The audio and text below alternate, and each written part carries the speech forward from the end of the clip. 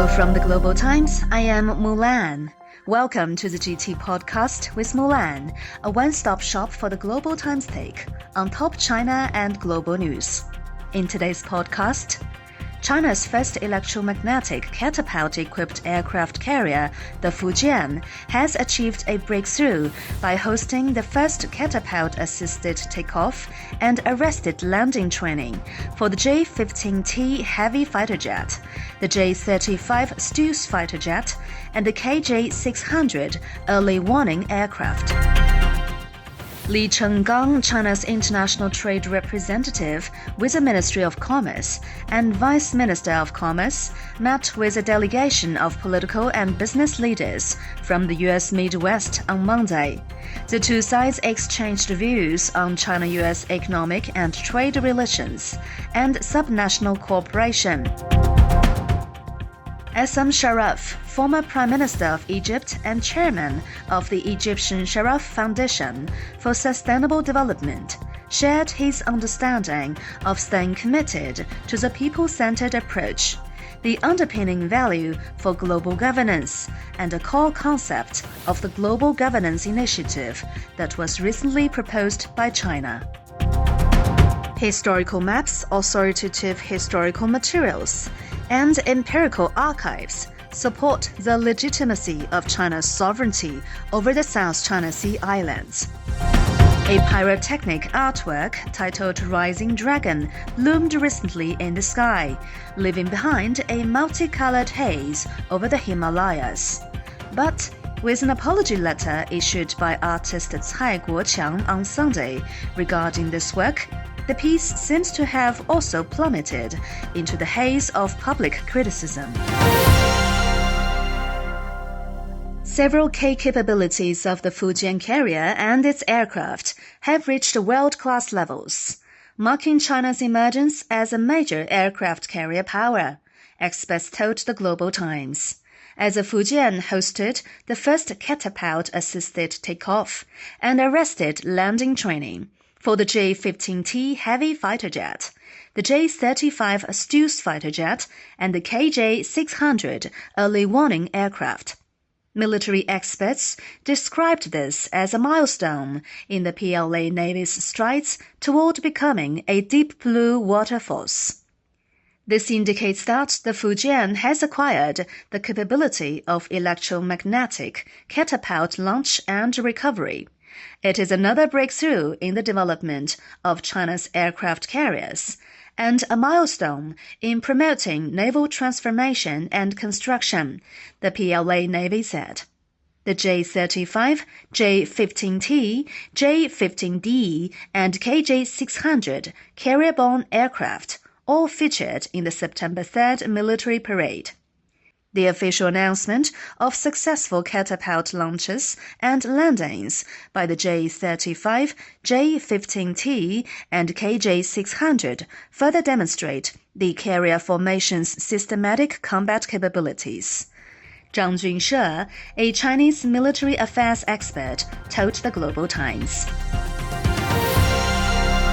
China and the U.S. are witnessing an increase in multi-level economic and trade engagements following a recent series of high-level dialogues.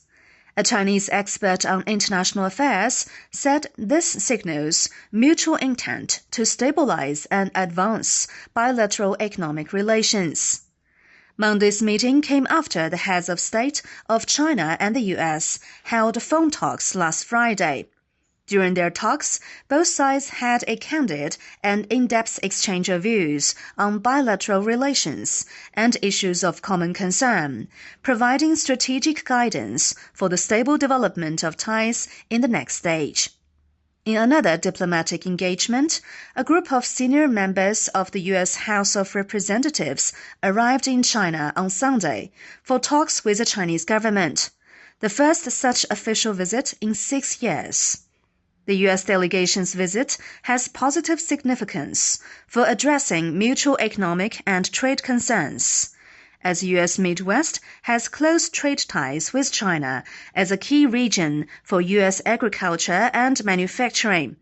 Gao Lingyun, a research fellow at the Institute of World Economics and Politics of the Chinese Academy of Social Sciences, told the Global Times on Tuesday. The essence of a people-centered approach lies in harmony and the acceptance of coexistence.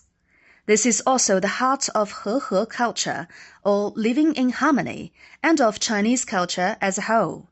It is really about harmony, coexistence, and a shared future, all characteristics of Chinese civilization, said S.M. Sharaf, former Prime Minister of Egypt.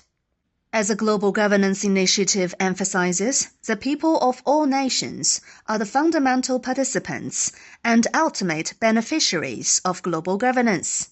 To achieve the inclusion of all people, it is essential to respect sovereignty, uphold international law, and practice multilateralism, ensuring that all nations act together and share the results, Sharaf said. Sharaf believes that what China is proposing globally is a reflection of the paths it has already been implementing at home, especially under the leadership of the Communist Party of China, which has played a central role in putting these principles into practice. China's sovereignty over the South China Sea Islands is indisputable, rooted not only in a long history of practice, but also widely recognized by the international community. A representative and authoritative memorandum from British official archives provides clear evidence supporting this claim.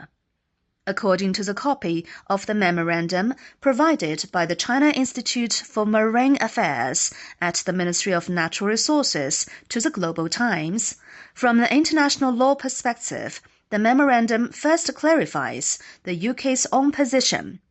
The British view at the beginning of the 20th century appears to have been that the islands were a Chinese responsibility. By the 1920s, when the French became interested in the islands, Britain was inclined to favor the Chinese claim against the French for strategic reasons. By sorting through and researching several historical maps from 1898 to 1908 and a series of authoritative historical materials, the Global Times found that the context of Huang Yandao's ownership is clearly discernible. From the U.S. acquisition of control over the Philippines after the Spanish-American War in the late 19th century to the preservation of relevant historical documents in the mid-20th century, the U.S. never incorporated Huang Yandao into its territorial scope during its rule over the Philippines. These empirical archives not only refute the current unwarranted territorial claims to Huang Yandao by the Philippines at the source, but also confirm the solid foundation of Huang Yandao as China's inherent territory from both historical and legal perspectives. Creating art in natural environments is not entirely about doing as one pleases. How much harm the Rising Dragon display actually did to the environment has not yet been confirmed, but public statements that were issued by both artist Cai Guoqiang and the brand Artrix reveal a frank truth. Environmental risks were not fully avoided in the artwork's creation. A contemporary artistic stance toward engaging with nature should no longer prioritize self-expression at the expense of nature, but should consider how to interpret nature through new means.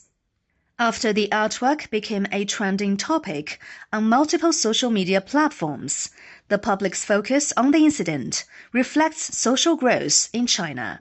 Ecological conservation has evolved from policy into a public consensus among the masses.